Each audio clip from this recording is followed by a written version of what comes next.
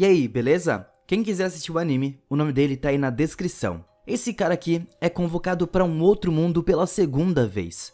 O Yuki é um estudante simples, aproveitando o dia chato na escola, quando a sua amiga Yuri perguntou o que ele estava olhando. Ele tenta lembrar a ela que ela não deve interagir com ele porque as pessoas vão começar a falar mal deles. Mas ela não se importa, eles são apenas amigos de infância.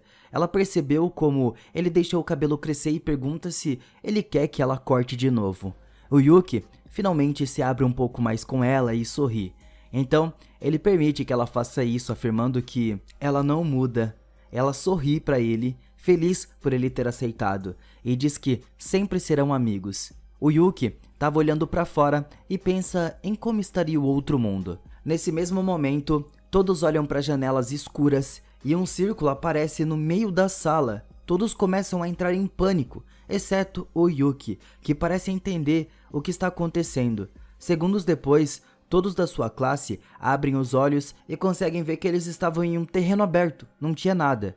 O Yuki olha em volta e fica muito empolgado porque sabe exatamente onde ele está. Nessa hora, a atenção de todo mundo muda quando um barulho próximo acontece. De repente, os alunos conseguem ver os soldados Chemtech caminhando na direção deles. Eles aumentam o ritmo, fazendo os alunos fugirem devido ao pânico, exceto o Yuki. Ele fica parado ali porque já sabe do poder mágico que tem. Não querendo ver seu amigo de infância se machucar, a Yuri rapidamente se apega a ele. Nesse momento, um dos soldados tenta esmagar eles, mas o Yuki usa apenas um dedo para derrotar ele e os dois começam a fugir. Ao avançarem, eles avistam alguns soldados da infantaria correndo na sua direção para lutar contra aqueles guerreiros que são chamados de demônios. Os alunos assistem à batalha dos dois grupos, mas o Yuki pensa que a guerra já deveria ter acabado. Depois de olhar para os demônios de novo, o Yuki começa a sentir dor no peito e percebe que antes ele tinha sido amaldiçoado.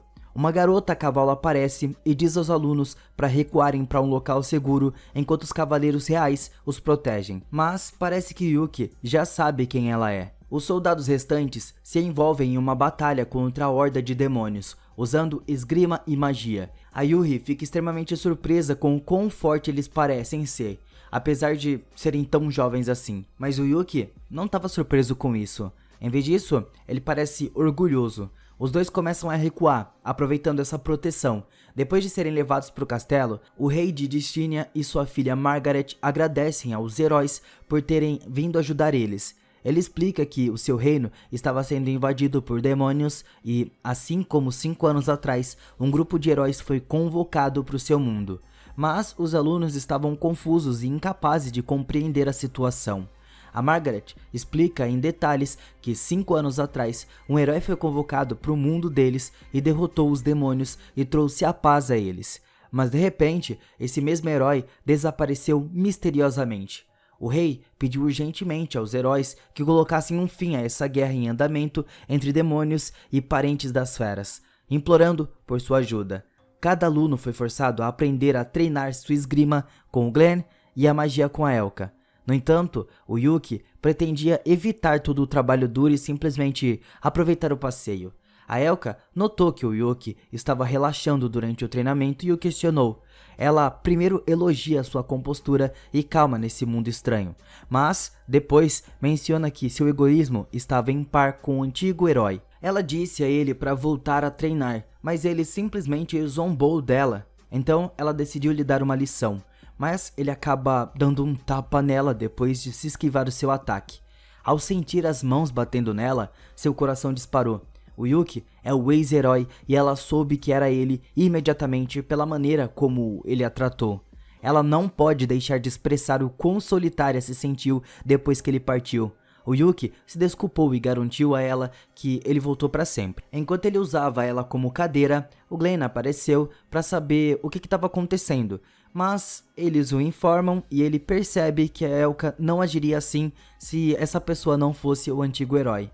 Eles rapidamente informam a sua outra amiga Tia, mas ela também não ficou surpresa, ela já sabia de tudo. Ela sentiu o poder mágico do Yuki apesar da sua nova aparência. O Yuki menciona que uma vez prometeu que voltaria e agora ele cumpriu. Seus 3 companheiros ficam inicialmente surpresos, mas depois o recebem de volta em casa com um sorriso caloroso no rosto. O Yuki pensa em como ele poderia ter morrido durante o tempo em que ele estava no outro mundo e rapidamente muda sua expressão. Ele estava se perguntando por que os demônios estavam atacando de novo. E o grupo rapidamente lê a sua mente e revela que tem algumas perguntas para ele. Eles perguntam como ele conseguiu voltar a esse mundo e por que ele se parece com outra pessoa. Eles explicam que, do ponto de vista deles, ele simplesmente desapareceu após a sua última batalha, mas o Yuki não entende porque ele foi enviado de volta ao seu mundo. Segundo ele lutava contra o próprio companheiro e ambos sofreram alguns golpes e ferimentos. Mas quando o Yuki conseguiu acertar o ombro do Toma, uma bola mágica começou a se expandir lentamente e ele renasceu no mundo original dele. Ele manteve todas as suas memórias e poder mágico e de alguma forma foi convocado mais uma vez para esse mundo. A tia também não entende como isso aconteceu, e a Elka menciona o que a princesa contou anteriormente. Essa última convocação não é coincidência, mas o Yuki não quer se preocupar com isso agora. Ele quer saber o que aconteceu com o Toma, depois de receber seu último golpe. Ele menciona que, se o Toma estiver vivo, provavelmente é ele quem está por trás da recente invasão demoníaca. A tia pergunta se o demônio estava sendo controlado por alguma maldição, o poder do Toma, e o Yuki confirma mencionando o poder que sentiu do demônio alguns dias atrás. Então a única explicação é que o Toma está por trás de tudo isso.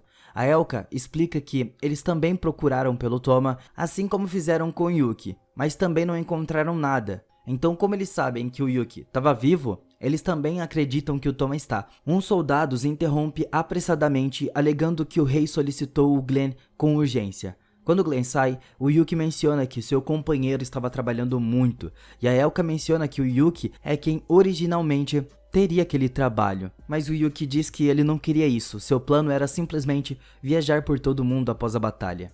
Mas acabou nessa situação. Enquanto observa a paisagem, o Yuki começa a perguntar o que o Toma estava planejando. Dentro do castelo, o rei reclama porque nunca deveria ter aceitado um tratado de paz 5 anos atrás, e decide declarar uma guerra total contra os demônios. Mas o Glenn tenta atrasar um pouco as coisas, porque seu emissário não voltou com a notícia depois de ser enviado ao continente demoníaco. A princesa discorda dele, mencionando que os demônios é quem invadiu, e os heróis, sendo convocados ao mesmo tempo, são mais do que a prova de que a guerra deveria acontecer. O rei volta atrás, mencionando que nunca deveria ter acreditado que o seu ex-herói fizesse um tratado de paz. E ainda menciona que se ele desapareceu, isso significa de que eles tomaram a decisão errada. No campo de tiro, a Yuri estava praticando feitiços, pois parece que ela tem um talento natural para isso. O Yuki parabeniza ela pelo seu talento, e ela agradece, mas ele rapidamente percebe que há algo errado com ela, e ele pergunta o que tem de errado, e ela pergunta se estava praticando para machucar as pessoas, e por que alguém deveria ir para uma guerra.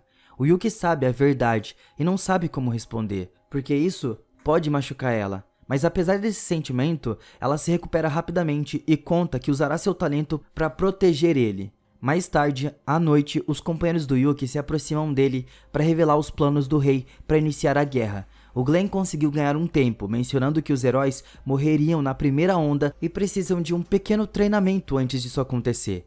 Mas o Yuki já tomou sua decisão. Ele vai sair e parar a guerra sozinho de novo.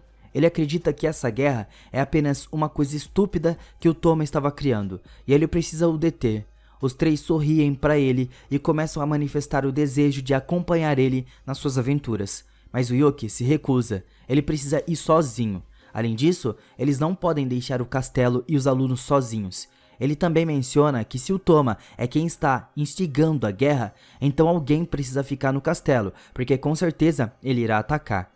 E isso é motivo mais do que suficiente para eles ficarem e ajudarem o reino. Mas antes de partir, o Yuki precisa de uma coisa: a sua arma. O grupo usa a magia de invisibilidade para se esgueirar pelo depósito do castelo.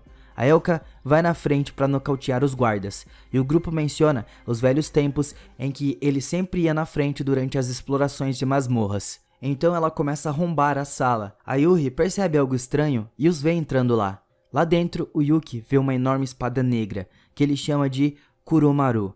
No entanto, os guardas conseguiram encontrar o guarda e a Elka espancou e começaram a procurar os intrusos por todo o castelo. A tia e o Glenn farão de tudo para atrasar a situação, permitindo que o Yuki e a Elka saiam do castelo. Depois de finalmente passar pelas paredes do castelo, a Elka diz a ele que os três farão de tudo para atrasar o rei de começar a guerra, esperando que isso dê ao Yuki tempo suficiente para parar o Toma e a invasão demoníaca. Mas ao mesmo tempo, a Yuri, que viu Yuki entrar no depósito, conseguiu seguir. Ela corre para os braços dele, perguntando por que e para onde ele estava indo. Ele decide revelar a verdade, explicando que essa é a segunda vez que foi convocado a esse mundo, e que eles precisam encontrar alguém para acabar com essa guerra. Os olhos da Yuri estavam cheios de lágrima. Ela pede para ir com ele, prometendo que será útil. Mas o Yuki não pode permitir que ela se machuque. É muito perigoso para ela. Ela mal consegue conter as suas emoções, mas se lembra da sua promessa. Ela diz a ele para fechar os olhos e se aproximar. Em um instante, ela lança um pouco de magia de vento e fogo e dá o corte de cabelo que ela tinha prometido a ele. Ela endurece com um sorriso no rosto, prometendo novamente que se tornará forte e o protegerá. Ele dá um peteleco na testa dela e diz que, se da próxima vez ela se esquivar, ela passará no teste e aí vai poder o acompanhar.